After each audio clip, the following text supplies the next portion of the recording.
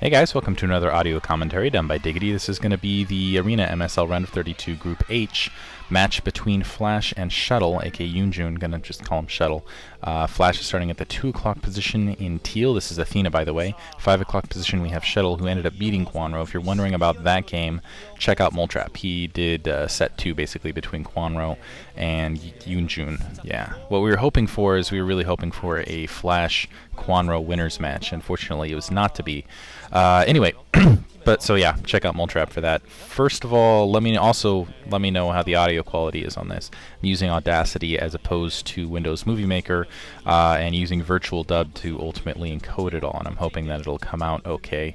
I think that'll cut my processing time down a little bit because I just wanted to encode the audio over as opposed to reprocess the entire video in a WMV format. Unfortunately, that might cause problems otherwise as far as uploading, so I might still have to use WMV, but certain games might. Anyway, I won't get into the technical details. Also, check out JWD and Mr. Bitter at SC2GG.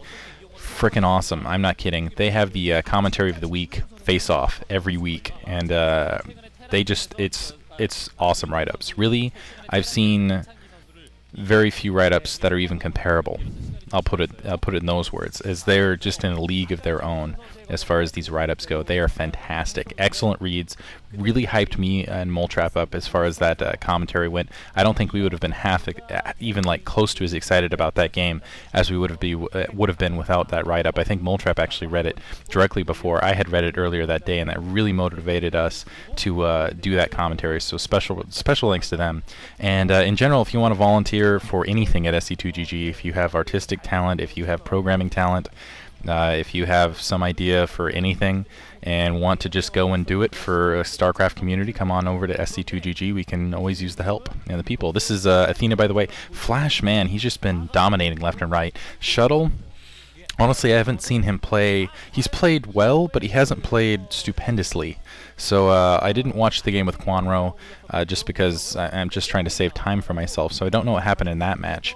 But really, he doesn't really stick out to me as a player that really can put Flash in contention. Flash, in the meantime, putting down that barracks, looks like he's going to go for a standard factory build.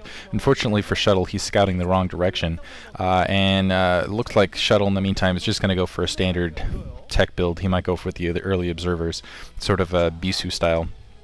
I think it ends up being pretty successful. Not to say that mines are... I remember making a comment that I got a lot of flack for a long time ago. I like the heart on the hand right there, where I said Bisu goes for those early observers, and that essentially makes mines ineffective. And that's not to say that mines are useless as soon as you have observers out. I was only saying that as far as micromanagement goes, Bisu picks off mines so well with Dragoons in that range. He's just absolutely excellent. Now it looks like a Zealot coming across the field. But the way Flash has just been so effective with his micro, has been so effective with his mines, just in a consistent harass, and as you can see, just easily blocking that front door off. Already has 2 Marines out as well as those 3 SCVs. Looks like he's actually going to go for a standard push on the early factory, leaving his Marines a little bit vulnerable there. Wow, that was actually kind of a risky trap, I think, on his part that did not pay off. I think he was trying to get that, just kind of leave a little bit of gap to get the probe. He is going to be able to get the Zealot, though, but it might cost him a Marine. No, man, look at that micro, dancing his Marine around the SCVs and killing the Zealot, so, and only losing a little bit of health across his Marines as a result. But unfortunately, Shuttle did actually get the spot out on that front door, but looks like Flash in the meantime is going to push out. Now the Dragoons are coming. Looks like range upgrade is also going, and Yoonjun is going to put on some more pressure here with those Dragoons, and it looks like they have killed that scouting SCV out in the field, and we'll see if there's a tank or mine's going to be upgraded in the field. Anyway, what I'm saying though is even with that observer with other players, really there hasn't been anyone up to Bisu's form. And it does look like we're going to see the robotics facility. The question is what is he going to do with it at this point? It looks like Flash is sending out another scouting SCV. I'm not sure for what purpose. And now, as you can see, that barracks floating over those Marines to just kind of hide them and provide a little bit of a targeting pain. So yeah, you can see them getting hit. That's a really effective harass. And Flash backing them up a little too far, and now the tank pushing up, so he is going to be able to drive these Dragoons off. So yeah, producing that tank initially, and it looks like he's he's just going to go in secondary. I'm not sure what Flash is up to. It looks like he's up to a little bit of a cheese here. He might go for, I don't know, proxy starport, maybe a proxy factory. We'll see.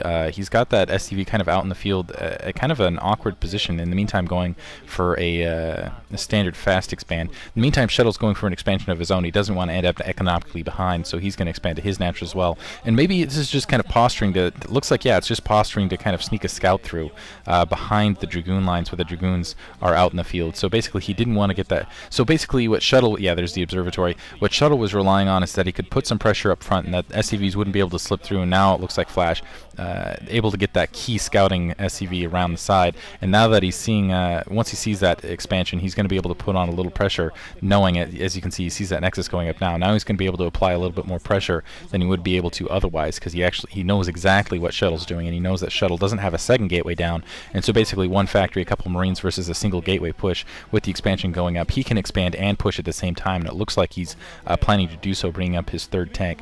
He could also play a little bit more of a conservative game, but honestly, knowing Flash, knowing how aggressive he is with expansions, I do expect him to push up the attack as soon as that third tank joins up in the ranks. We'll see, though. And it looks like actually another expansion. If you look at the 9 o'clock position, Yunjun is setting up a pylon as well as a Dragoon, so it looks like he's going to go straight into, knowing that Flash is just really aggressive with the expansions, is going to go into a triple Nexus build, which really, I don't know if is advisable. I mean, he knows that scout went in, he knows that only a single gateway was spotted off, and it looks like actually Flash is going to just back off.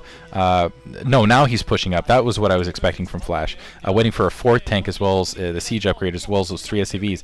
Now I feel like Shuttle's in a really bad position. He, instead of opting to put down some gateways to try to keep up economically, he tried to get an economic lead by or at least trying to stay economically leading by putting down that third factory. And now he's got a Shuttle out, but he's only got Dragoons, and honestly, I don't think he's going to be able to stop this attack with only that single gateway and the second gateway coming in to try to fend this off. He does have 6 Dragoons, but against 4 tanks as well as the Marines, as well as the Micro, he's just got to delay. He's got to buy himself some time to get that Reaver out, and I just don't see it happening. In the meantime, Flash is setting up a contain here. As you can see, putting turrets out in the field. That Observer is alongside that. He needs to pull that Observer off. I don't think he realized. I think he's got it penned on that tank, and I think he's going to end up losing, and that could be very costly here as well. Putting 2 more gateways down, but I think Flash has really got this well timed. I don't think it matters if these gateways are going down. I think Flash is going to, and as you can see, that Nexus has been canceled. He's putting up a very strong contain here, and I don't think Yunjun is in a position really to stop this. So it looks like this is actually going to be a fairly quick game. Spider-Mine's in the meantime out as alongside those Vultures. Yeah, those tanks are just going to be able to push in nice and slow, and even if that Reaver comes out, as you can see, those Marines plus those turrets are going to be able to deal with it, and a couple mines being laid out front just in case some Zelts are coming along the round. So looks like Flash is going to seal this game really early, and putting old school, putting a supply depot out front, just going to box him out, make sure that he can't really run any units along the side either. And with that triple turret, you're not even going to see anything get out of there. See, yeah, he did manage to get that Reaver out in time, but that Reaver dying instantaneously. Nice push by Yunjun. That was actually a nice combination attack, but as you can see, it's just not enough. Managed to run some Zelts in there while the drop was happening, but it's just not going to be enough against the factory production now of Flash. He's going to end up losing this expansion. So just a little bit of bad luck by Shuttle. I'm still surprised he went for that third Nexus, even though he knew that Flash had that scout in his base. I guess he just felt like he was going to fall behind anyway. So now the second Nexus is down, and Flash is going to continue with the push. So this was just textbook by Flash, in my opinion. And now some mines going down the front door, at the front door. He's trying to get those Reavers in a kind of protective stance. And it's just a matter before one of those floating buildings heads that direction, and a couple more factories going down, just now producing Vultures, etc. Just massacring all those probes, those poor probes. I could just hear the commander there. It's like, hold that position. What? Hold that position. It's kind of like the thing that's like, launch the nukes here, but you're there, I know. Anyway, but yeah, as you can see, Flash just working in. He might as well just take that expansion. I'm surprised that Yunjun hasn't, because this isn't even like a respectable fight at this point. There's no way he's going to get out of here and win this. There's just absolutely no chance. Just behind economically, and as you can see, the turret's already up. He's just kind of wasting time at this point.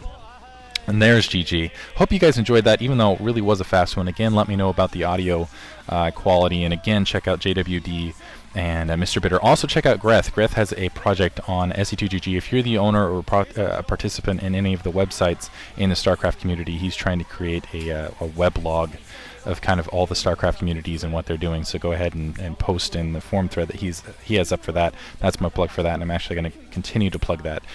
Anyway, thanks for listening, guys. Hope you guys enjoyed it.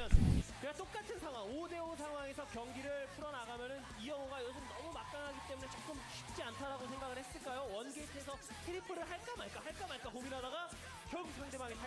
말았죠.